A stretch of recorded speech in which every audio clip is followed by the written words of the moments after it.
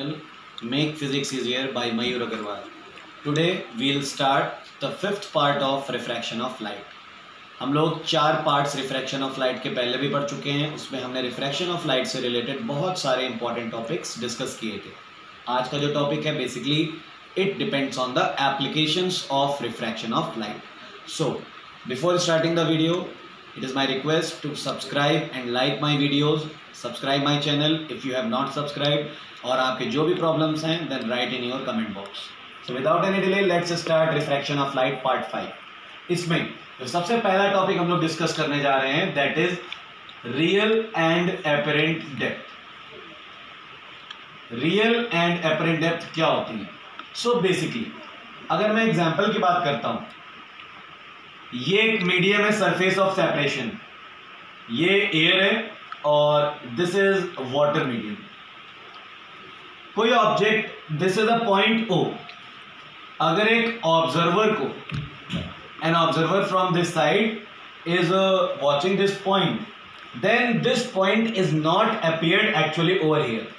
ये पॉइंट यहां पर ना दिखे, इससे थोड़ा ऊपर दिखाई देता है. कैसे? वो देखिए, ऑब्जेक्ट से जो निकलने वाली रेज है, one ray is going this way straight away normal to the surface, so this ray will move straight without any deviation, जैसा कि हमने नॉर्मल कंडीशन में पढ़ते हैं. Second ray is moving in this direction at some angle. यहां पर आप एक नॉर्मल बनाओगे. This angle is called angle of incidence I, because the ray is moving from water to air, denser to rare, that is why it will bend little from the normal, it bends away from the normal. This angle is called angle of refraction. अब जैसा कि आप देख रहे हो, एक refracted रे इधर जा रही है, दूसरी रिफ्रैक्टेड रे इधर जा रही है. दोनों आगे बढ़ाने पर तो कभी मीट करेंगे नहीं. That is why if we increase this line backwards, this point where both the rays are appearing to meet, this is the image which is observed by the observer. Object O actually यहां पर है, लेकिन observer को कहां दिखेगा? इस point पर. So this height, this depth is called apparent depth AD, and this depth is called real depth RD. This is the concept of real and apparent depth, because rays has to travel from denser to rarer medium. That is why the image of the apparent image of the object will become little upper, little razor. That is why. और ये हमेशा possible तभी है जब हम rare medium से किसी denser medium में रखे हुए ऑब्जेक्ट्स को ऑब्जर्व करेंगे. Then only it is possible. Now we are going to discuss a relationship between real depth, apparent depth and refractive index of the medium. So जैसा कि हम देख रहे हैं ये एंगल आई है. अगर हम लोग देखें by geometry, so this angle also becomes I. ऐसा क्यों हुआ? Because of alternate interior angle. आप देखिए, ये एक जेड के शेप में बना है. These lines are parallel to each other. ये लाइन और ये लाइन आपस में पैरेलल है. So this angles are called as alternate interior angles. ये एंगल पूरा आर दिख रहा है. सो इसकी वजह से ये पूरा एंगल वर्टिकली अपोजिट होने की वजह से ये भी आर हो जाएगा, और ये इसका ऑल्टरनेट इंटीरियर एंगल कहलाएगा, विच विल बिकम आर. सबसे पहले ये आर है तो वर्टिकली अपोजिट होने की वजह से ये भी आर हो जाएगा, और because of these lines are parallel and this is the cross sectional ray, that is why it will become r due to alternate interior angle. अब एक बार हम इस ट्रायंगल में लगाते हैं साइन का relation. So sine R is equal to, sine R के according अगर इसको नेमिंग दे दें A B, this is I. So sine R, R के लिए ये हो गया परपेंडिकुलर और ये हो गया hypotenuse. So A B upon I B. और इसी तरह अगर हम निकालते हैं साइन आई, साइन का formula perpendicular upon hypotenuse. Sine i के लिए perpendicular will remain same A B and the hypotenuse will become O B. Now according to the rules, because the ray is passing from water to air, so we can write W mu A is equal to sine i upon sine R. After placing these values अगर हम divide करें इनको, तो A B will be cancelled और इसका reciprocal हो जाएगा O B upon I B upon O B. That relation will come W mu A is equal to I B upon O B. And अगर हम diagram में देखें तो A and B, A B are very close to each other. ये जो ए और B point है ये बहुत पास भी हो सकते हैं, that is why IB can be written as IA and OB can be written as OA. So W mu A के लिए फॉर्मूला बन गया IA upon OA, और इसको रेसिप्रोकल करेंगे जैसा कि principle of reversibility of light से हम जानते हैं, A mu W is equal to 1 upon W mu A. So 1 upon IA upon OA. इसको जब सॉल्व कराएंगे सो A mu W के लिए फॉर्मूला आ जाएगा OA upon IA, जहां पर OA को कहा जाता है रियल डेप्थ और IA को कहा जाता है एपरेंट डेप्थ. सो फाइनली हमारे पास रिलेशन आ गया A mu W is equal to RD upon AD. This is the final relationship between depth and refractive index.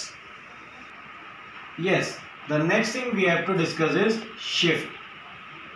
जैसा कि मैंने आपको बताया कि ऑब्जेक्ट अपनी एक्चुअल पोजीशन से हमें ऊपर थोड़ा सा अपीयर होता है, सो दैट डिफरेंस कि ऑब्जेक्ट अपनी पोजीशन से कितना चेंज हमें दिख रहा है, ऑब्जर्वर को दिख रहा है, that is called shift. So basically shift का फॉर्मूला हो जाता है real depth minus apparent depth. ये तो शिफ्ट का फॉर्मूला आ गया अगर हमें रियल डेप्थ और एपरेंट डेप्थ दोनों मालूम है.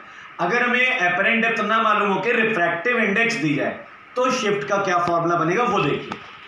अभी हमने पढ़ा A mu W is equal to real depth upon apparent depth. अगर यहां से हम एपरेंट डेप्थ को सब्जेक्ट बनाते हैं तो फॉर्मूला आ जाएगा real depth upon A mu W.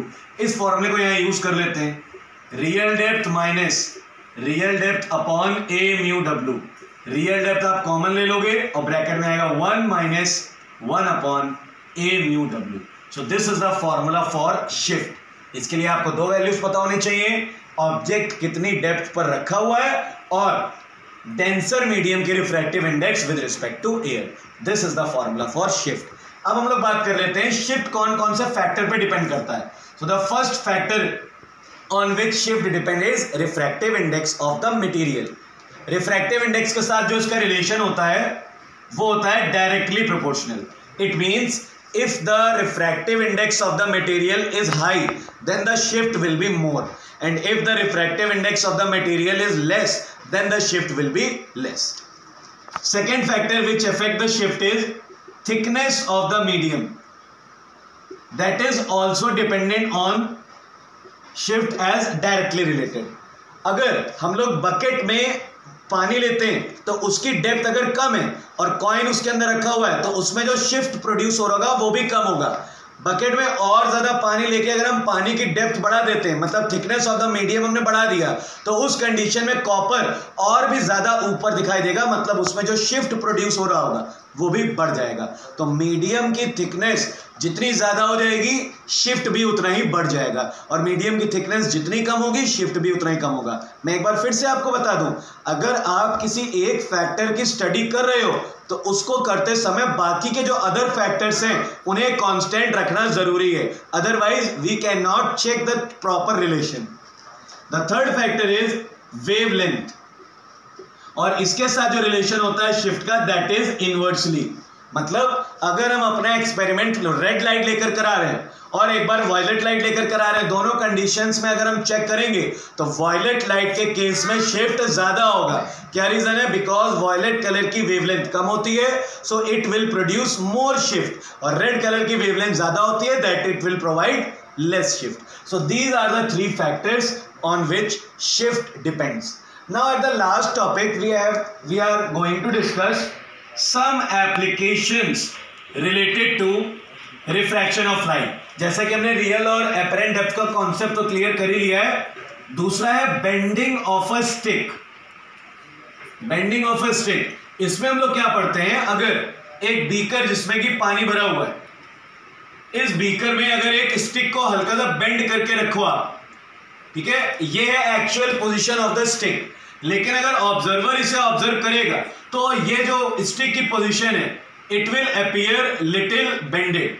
मतलब ये जो स्टिक आपकी सीधी होती है ये आपको प्रॉपर वे में ना दिखाई देगा, थोड़ा सा उसमें एंगल बन जाएगा, मतलब वो थोड़ी आपको तिरछी दिखाई देगी और उसकी लेंथ में भी कुछ ना कुछ फर्क आया होगा.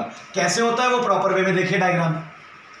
डायग्राम वाइज अगर मैं आपको समझाता हूं तो देखिए,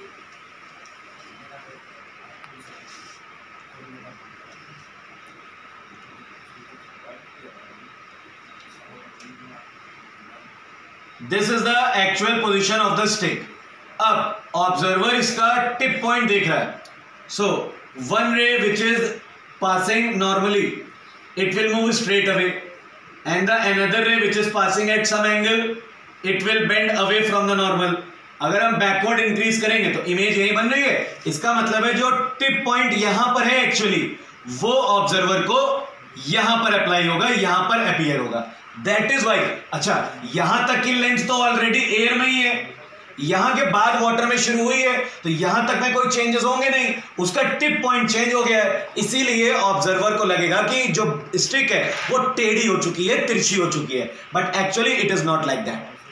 this is due to refraction of light. ये application because of refraction of light की वजह से पॉसिबल है डेंसर से रेयर मीडियम में. अगर यही चीज कोई ऑब्जर्वर पानी के अंदर से ऑब्जर्व करेगा तो उसे स्टिक में किसी भी तरह की बेंडिंग नहीं दिखाई देगी, उसे एज इट इज स्टिक दिखाई देगी. So this is the bending of a stick. Second example हम पढ़ते हैं. Letters are appearing little razor when seen from a glass slab. अगर आपकी नोटबुक पर काफी सारा रिटन मटेरियल लिखा हुआ है, आप उसके ऊपर ग्लास स्लैब रखोगे या अपना स्केल, आपका स्केल भी एक तरह से छोटे से ग्लास ब्लॉक की तरह बिहेव करेगा. आप देखोगे जो आपके बुक के लेटर्स हैं वो आपको थोड़ा सा ऊपर दिखाई दे रहे होंगे because of refraction of light. क्योंकि डेंसर से रेयरर में जाते समय rays bends away from the normal, normal से दूर हटती हैं, और आप रेयरर मीडियम से देख रहे हो, ऑब्जेक्ट डेंसर मीडियम में, इसीलिए वो थोड़ी सी हाइट पर दिखाई देता है. ये तो कुछ ऐसे एग्जांपल्स है जो मैन मेड है. We have some applications which are in atmosphere also, जिसमें से सबसे पहला है advance sunrise and delayed sunset. Advance sunrise and delayed sunset, जैसे कि नाम से पता चल रहा है, अगर सनराइज का एक्चुअल टाइम 5:30 AM है, this is the actual sunrise time. अगर आप 5:28 AM पर भी अपनी छत पर जाकर सन को लोकेट करोगे, सन को ऑब्जर्व करोगे, then it is visible for you. लेकिन मैं आपको बता दूं, because of refraction of light, उस समय जो सन आपको दिखाई दे रहा होगा, that will be the apparent image of the sun, that will not be the actual position. क्योंकि सन हमें तभी दिखाई देता है जब सन की पोजीशन अर्थ के हॉरिजॉन से ऊपर होती है, और अर्थ हमारी काफी अलग अलग तरह की एयर लेयर की डेंसिटी से मिलकर बनी है. अगर मैं इसको डायग्रामेटिकली समझाऊं तो इस तरह, ये है अर्थ और ये है इसका horizon. Because earth is made up of so many air layers which have different refractive index. जो ये वाली लेयर होगी जो अर्थ के सबसे पास है, इसकी रिफ्रैक्टिव इंडेक्स ज्यादा होगी, और यहां पर जो एयर लेयर है इसकी रिफ्रैक्टिव इंडेक्स कम होगी. ऑब्वियसली ऑब्जर्वर यहां है, यहां से जब वो सन की पोजीशन देखता है, सन की एक्चुअल पोजीशन ये हॉरिजॉन से नीचे, इसका मतलब क्लियर है हॉरिजॉन से ऊपर सन नहीं गया है अभी, लेकिन जो रेज आ रही हैं वो लगातार continuously they are passing through the refractions. तो रिफ्रैक्शंस की वजह से हमें सन की एक एपरेंट इमेज स्काई में अबव द हॉरिजॉन दिखाई देने लगती है, जो कि एडवांस सनराइज का कॉन्सेप्ट है. और यही चीज है डिलेड सनसेट में. अगर सनसेट की टाइमिंग 6:30 PM है और आप 6:32 PM पर भी अगर ऑब्जर्व करते हो, then the sun is visible, because यही कॉन्सेप्ट डिलेड सनसेट में भी अप्लाई हो जाता है. वो आपको एक्चुअली सन नहीं दिखाई दे रहा होता है, वो सन की एपरेंट पोजीशन दिखाई दे रही होती है. So these are the applications, practical applications or atmospheric applications related to refraction of light. So these are the things which will come in this part. Next video में हम और कुछ इंटरेस्टिंग टॉपिक्स लेकर आएंगे. तब तक के लिए stay home, stay safe. Thank you for watching my videos.